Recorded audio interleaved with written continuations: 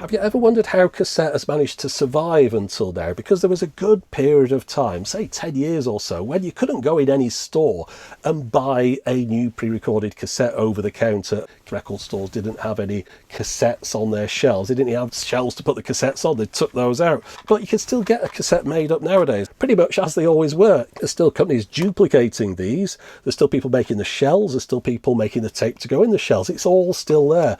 So for a good period of time, all those businesses were kept going by something. They didn't close down. They existed in the background, just not in the public eye. And the things that were keeping them going were institutional use. You might remember in a video I did about the police interview recorder, the police in the UK were still using millions of blank cassettes in those things every year. Another big user of cassettes during the period when it seemingly disappeared were the prisons in the United States. It was the only allowed music format in quite a few prisons. That was a big seller because there's over 2 million prisoners in the US. So that's what we're going to talk about today. We're going to talk about prison tech and not just about cassettes, because there's some other interesting pieces I've got to show you as well. So let's get on with it.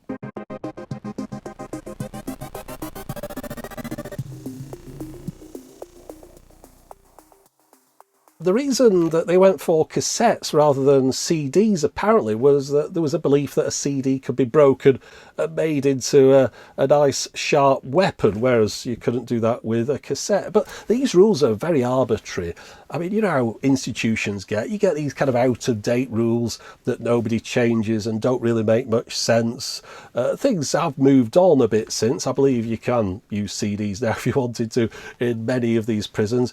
But yeah, for a period of time, you could only buy your music on cassette. Now, there was a documentary I was watching the other day called The Prison in 12 Landscapes, and there was a chap there who supplies stuff to prisons. He was talking about the fact you couldn't send them CDs. He said that it was just a bizarre rule because he also sent in tins of tuna to the prisons. And he said, you take the lid off a tin of tuna, he says that's the kind of thing that make a good weapon, a lot better than a CD. But, you know, it's just odd rules. But yeah, I want to talk about the cassettes that you could actually take into prison, because you weren't just allowed any old cassettes. People could send you things in, but the things they sent had to comply with certain rules, depending upon which prison you're in, of course. So I'm going to show you 3 cassettes now, and only one of these would have been allowed. See if you can spot which one it was. Okay, the difference is clear to see, literally, because this one is in a clear case, whereas these two aren't. In this state, they wouldn't be allowed because you could hide something inside the case, so the artwork wouldn't be allowed. But let's just take the cassettes out and imagine this was in a clear case like this one. Would it be acceptable? No, because, again, the cassette itself isn't clear. So that isn't acceptable for that reason. If this was in a clear case, would it be acceptable? Well, nearly. I don't know if that would be allowed. You can see what's in there. However, there's another problem. This one is held together by screws. You're not allowed cassettes that are held by screws. You've got to have them that are sonically welded, I think they call it, when it's basically stuck together. So, ironically, that one would have been okay if you could have seen through it. That one isn't because of the screws. This is the only one that is acceptable. This is Kanye West Yeezus. You can see I've never even opened this cassette up. But yeah, no screws in there and a completely clear case and clear cassette. And that is why this cassette looks like this. It's not a coincidence. This was designed to be allowed inside prisons. Now, some were sold outside as limited edition collectibles, but this whole packaging design, this is purposefully made like this so that you could have it inside a prison. And why would that be a market worth attacking? Well, this was made in 2013. Unfortunately, the last year I've got sales stats for pre-recorded cassettes in the US for, prior to that, is 2008, because I think that RIAA just stopped counting after that point because it wasn't worth bothering. Because in 2008, they only sold 100,000 pre-recorded cassettes across the whole of the US. Now, bear in mind, I mentioned before, there were 2 million prisoners in the system, potentially, who would only be allowed to buy pre-recorded music on cassette. Well, that's a market that's perhaps more worth trying to appeal to than the market on the outside. But okay, so you've got your cassette, you're in prison, well, hopefully not, but you've got this cassette has got into prison, and what kind of cassette player would you be allowed to play it on, because you're not allowed to play it on just any old cassette player. Of course, there are regulations governing those as well. So let's have a look at the cassette players that you could potentially have been listening to this on in 2013. Okay, here's my portable cassette player. It runs off batteries, it's got a built-in speaker and a headphone output, but it's definitely not the kind of thing you'd have found in a prison cell. First off, this would have cost way too much. Prisoners are only allowed to spend a certain amount each month, and that money has to pay for a lot of other things, so cost rules out any kind of quality machine. Then again, it would also have to be on an approved list of devices.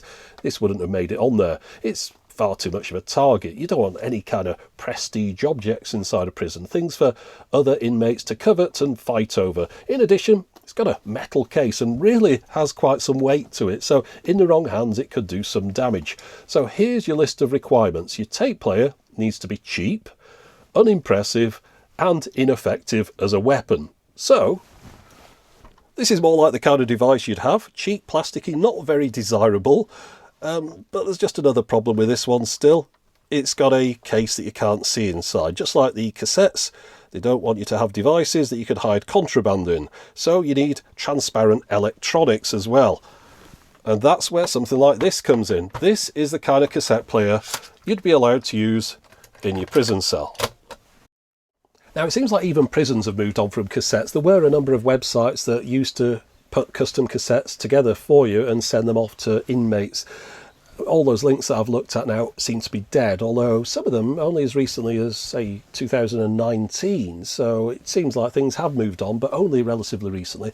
But we are now feeling the effects of what was keeping cassette players alive for that decade or so, when the outside world wasn't really interested in them anymore, or there wasn't enough people buying them outside. Because if you now look on, say, Urban Outfitters, which is where this came from, you'll see a range of clear cassette players. I think there's a CD player on there as well as a few other things. But the reason they're clear isn't because it's an interesting, fun novelty. It's not something that Urban Outfitters have got in touch with an electronics company and said, oh, can you make something clear? That'll be cool. No, what's happened is they've thought, oh, people are messing around with cassettes. We best sell a cassette player. What cassette players are out there? They've had a look round. Hey, does anyone make cassette players? This company goes, yeah, we do. We make them for the prison system. They go, right, we'll have some of yours then. And of course, they're clear. So that's how come you're now getting clear electronics in the store. But one thing to say about these is they are absolutely terrible. Worse than I expected. But yeah, this was bought from Urban Outfitters and it is absolute garbage. But again, that tells a little bit about the history. You see, the equipment that you could buy in prisons was the stuff that wasn't prestigious, wasn't expensive, but that's what they were allowed to have. And therefore, for that period, it was the rubbish equipment that was kept alive. The decent stuff disappeared. So now if you go around looking for a decent cassette player, other than a couple of kind of Kickstarter things where people are trying to reinvent them, the stuff you can actually buy at the moment is the real bottom of the barrel, horrible plastic garbage, and quite often clear as well. But this one, believe it or not, is still a step up over what you could have in prison, because, well, the ones in prison were hobbled in a very specific way. And to explain what that's about, I'm going to have to show you some tech that actually came from a prison and not from a store. So I managed to find a few bits of prison tech that's actually served time inside. I've got one here. So let's start off by having a look at this and I'll explain what I mean. This is a prison radio. There are a few giveaway signs that it's actually been inside a prison. Of course, we've got the clear case, but you can buy stuff like that elsewhere. On the back here, though, on the battery compartment door, we've got a prisoner's name and number etched into there. Also, this is the aerial, little stubby aerial, replacing the normal telescopic one that would be on the model that was sold outside. There's also an external antenna input. A lot of prison cells, I believe, have aerial sockets so that you can get a signal, because of course that's not going to do much, and I don't think prison walls are very good for radio transmissions being received inside. But there's one big giveaway with this device. Let me turn it all the way up and we'll blast out some loud tunes and really annoy those guards outside.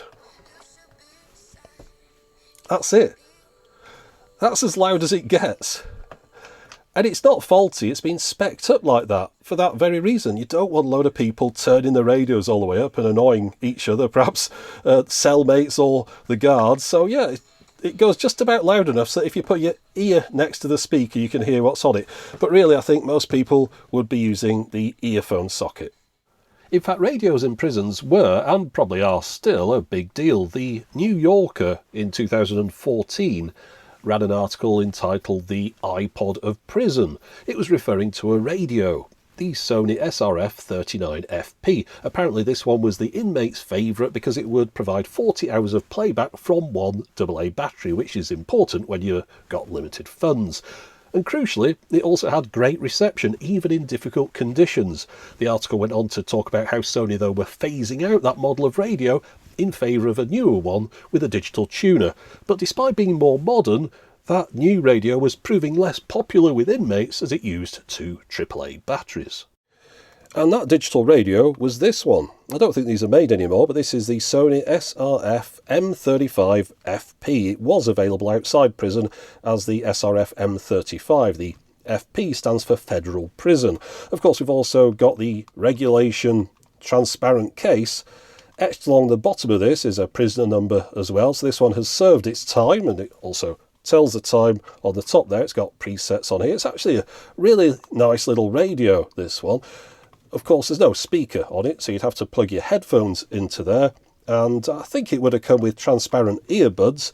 However, apparently the COS CL20s were the headphones of choice. Now, after getting the clear radios, I thought, well, I should get myself some clear headphones to go with them. Now, of course, all this stuff I've got to get from the US, so I bought it on eBay, and I saw some headphones on there. I thought, well, those will do. They were $15. Seemed a little bit much, but I thought, well, it's just a prop for a video. So here they are. Horrible headphones, don't really fit my head. It's sort of for narrower heads. I know I've got a massive head, but still very uncomfortable. But yeah, so I've got my clear headphones, $15. I thought, a little bit much. And then I realised when they arrived why they were $15, because I ended up buying 10 of them by mistake. So I've got 10 pairs of horrible clear headphones here. But all the things I've been showing you so far, that's not the main event. In fact, the real reason I started making this video is because of the thing I'm going to show you next. This is a piece of tech that came out of a prison, and again I got imported from the US, but I just had to have this because I really liked the way it looked. Let me show you. This is an institutional television, and as you can see, it's a CRT. So if I get my glamorous assistant to spin it around on the Lazy Susan, I'm sure you'll understand what it was that attracted me to this one. I think it would look really interesting at, say, a retro games event if you were to team this up with a games console that was also in a transparent case. Just one slight fly in the ointment though, the only input on the back of this is for RF. Although I'm sure to anyone with the appropriate level of skill you'll be able to figure out a way to resolve that issue and add the appropriate sockets on the back. And one other thing I'll say while you've got the case off, just have a look at the speaker. Because, yeah, there is no speaker. It's another one of those pieces of prison tech where the only functioning output is the headphone socket. As well as being interesting because it's transparent, it's also a good demonstration of a certain point in history, a crossover of two eras in a way. It was made in September 2008, which is relatively late for a CRT. However, in the US there was a requirement that any televisions manufactured after March 2007 had a digital tuner in them. So this is the uncommon combination of a CRT with a built-in digital tuner. There's quite a bit more to this though. The origins of this television weave quite the tangled tale. I mean, it's branded as RCA, and in fact it displays both the old and newer RCA logos. But by the time this television came out, RCA had been gone for over 20 years. The name had been acquired by Thomson SA, a French company, but Thomson SA around this time weren't doing great either and had massive debt, so just 2 years later they renamed themselves as Technicolor SA. But they weren't the people manufacturing this TV either. It's a product of TTE in Indianapolis. But again, it wasn't being made in Indianapolis. It turns out TTE is the company better known as TCL, a Chinese TV manufacturer who, since making this institutional CRT in 2008, have gone from having a television market share of just 2.3% to apparently being second only to Samsung. Now, of course, all the tech I've shown you in this video is now out of date. If you were to visit a prison nowadays, you'd perhaps see somebody watching an HD television, a flat screen one, although the frame would still be clear and it might not have any speakers in. They might be listening to CDs now, but then again they might be listening to MP3s. There's a special tablet that's made just for inmates, so it shows that even on the inside technology does move forward, although at a slower pace than it does on the outside. But if you ever find yourself in a store and you notice some clear electronics in there, especially when it comes to cassette players, just bear in mind that there's probably a good reason that those exist, and it's quite possibly down to the US penal system. And if you see a cassette release in a store, a new special limited edition album, remember that the reason that that can still be made nowadays, for a good decade or so when nobody else was buying cassettes, people were buying them inside prisons and keeping the production facilities for these things around. And at a time when maybe you're feeling a little bit trapped in a house, a bit like a prisoner yourself, just remember there's one thing you can do at home that they can't do in the prisons, and that's turn up the volume. Although, don't turn it up so loud that you annoy the neighbours. But that's it for the moment. As always, thanks for watching.